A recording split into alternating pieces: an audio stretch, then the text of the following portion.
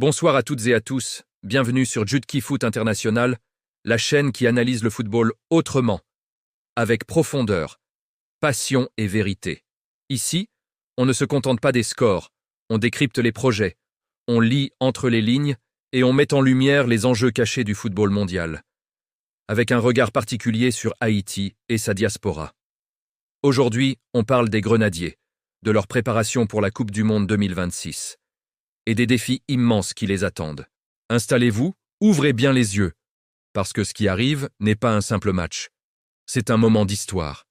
La sélection haïtienne arrive à un moment charnière de son histoire.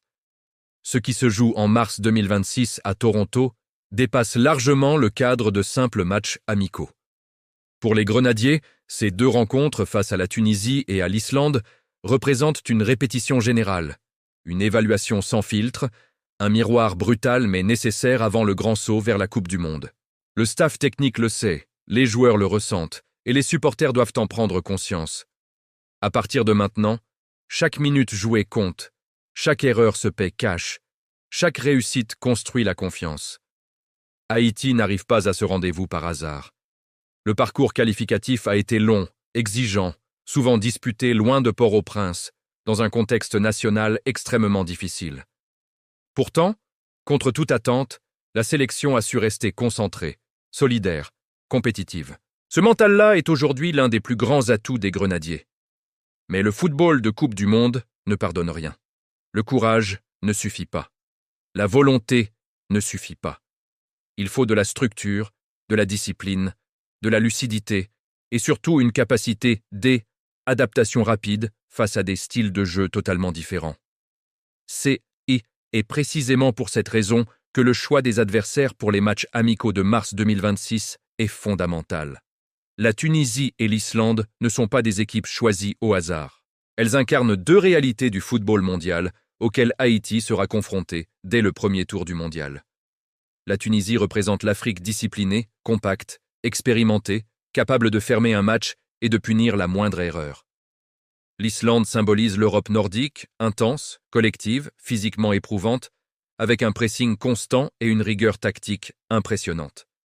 Face à la Tunisie, Haïti devra avant tout apprendre à gérer le tempo. Les Aigles de Carthage sont passés maîtres dans l'art de casser le rythme, d'endormir l'adversaire, puis d'accélérer brutalement. Pour les Grenadiers, ce sera un test de maturité. Savoir quand presser, quand reculer, quand conserver le ballon, quand jouer direct. Ce match révélera la capacité du milieu haïtien à contrôler l'espace, à résister physiquement, mais surtout à rester discipliné tactiquement pendant 90 minutes. Ce match sera aussi un révélateur du secteur défensif haïtien. Face à une équipe tunisienne structurée, chaque erreur de placement, chaque mauvais alignement, chaque retard dans le repli défensif peut se transformer en occasion nette. Le staff observera avec attention la communication entre les défenseurs centraux, la couverture des latéraux et la capacité du bloc à rester compact sans reculer excessivement. C'est un équilibre délicat, mais indispensable au niveau mondial. Offensivement, Haïti devra faire preuve de patience. La Tunisie n'offre pas beaucoup d'espace. Les transitions devront être rapides, les appels intelligents, les prises de décision efficaces. Ce sera l'occasion de mesurer le réalisme des attaquants haïtiens, un secteur qui a parfois manqué de constance dans les moments clés. Un but contre la Tunisie, dans un contexte maîtrisé, aurait une valeur psychologique immense pour le groupe. Le match contre l'Islande, lui, sera d'une nature totalement différente. Là où la Tunisie impose un jeu posé et calculateur, l'Islande impose un combat permanent. Chaque duel est une bataille. Chaque ballon est disputé. Le pressing est constant, parfois étouffant. Pour Haïti, ce match sera un test physique, mais surtout mental. Il faudra accepter de souffrir, de courir sans ballon, de défendre en bloc, puis de se projeter rapidement dès la récupération. Ce match sera particulièrement important pour évaluer la condition physique des Grenadiers. En Coupe du Monde, le rythme est élevé, l'intensité permanente et les temps de récupération courts. Face à l'Islande, le staff pourra mesurer la capacité des joueurs à maintenir un haut niveau d'engagement sur la durée, à répéter les efforts, à rester lucide dans les dernières minutes. Ce sont souvent ces détails qui font la différence entre une équipe compétitive et une équipe dépassée. Tactiquement, Islande offrira un aperçu très proche de ce que Haïti affrontera contre Écosse lors du premier match du mondial. Même rigueur, même intensité, même culture du collectif. Réussir contre l'Islande, ou au moins rivaliser intelligemment, enverrait un signal fort. Haïti n'est pas là pour subir, mais pour exister. Après ces 2 matchs amicaux, viendra le véritable juge de paix, la phase de groupe de la Coupe du Monde 2026. Le calendrier est clair, exigeant et sans pitié. Dès le 13 juin 2026, au Gillette Stadium de Boston, Haïti affrontera l'Écosse à 21h, heure de l'Est. Ce match est capital. C'est le match d'entrée. Celui qui donne le ton, celui qui conditionne la suite. L'Écosse est une équipe rugueuse, disciplinée, difficile à manœuvrer. Elle ne brille pas toujours par le spectacle, mais elle excelle dans l'efficacité. Pour Haïti, ce match sera une opportunité. Une victoire, ou même un nul, créerait une onde de choc positive dans le groupe. Mais pour y parvenir, il faudra être prêt dès la première minute. Aucun round d'observation, aucun cadeau. Le deuxième match, le 19 juin 2026 à Philadelphie face au Brésil, est d'une autre dimension. Affronter la sélection, c'est affronter l'histoire du football. C'est un défi immense, presque symbolique. Pour Haïti, ce match devra être abordé avec humilité, mais sans complexe.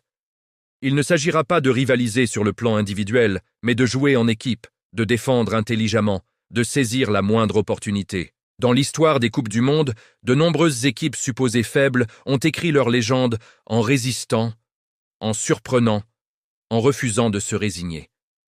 Enfin, le troisième match, le 24 juin 2026 à Atlanta, face au Maroc, pourrait être décisif. Le Maroc est une nation africaine en pleine ascension, demi-finaliste du Mondial 2022, dotée d'un collectif solide, d'une défense redoutable et d'un mental d'acier.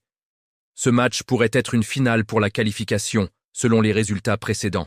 Là encore, la préparation mentale et tactique sera primordiale. C'est pour ces 3 matchs que les amicaux de mars existent. C'est pour ces 3 matchs que chaque entraînement compte. C'est pour ces 3 matchs que le staff doit faire les bons choix, parfois difficiles, parfois impopulaires. La Coupe du Monde ne récompense pas les intentions, elle récompense la préparation. Pour Haïti, l'objectif réaliste n'est pas seulement de participer.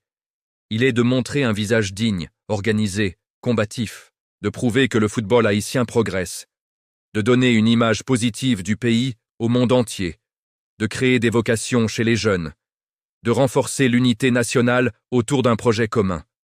Les Grenadiers portent une responsabilité immense. Ils ne représentent pas seulement une équipe. Ils représentent un peuple qui lutte, qui espère, qui résiste. En mars à Toronto, puis en juin aux États-Unis, chaque tacle, chaque passe, chaque but aura une portée symbolique. Jeudi Foot International sera là pour analyser, décrypter, accompagner cette aventure historique. Parce que le football haïtien mérite qu'on le prenne au sérieux. Parce que cette Coupe du Monde 2026 peut être bien plus qu'un tournoi. Elle peut être un tournant. Les Grenadiers sont prévenus, le monde les attend, à eux d'écrire leur histoire.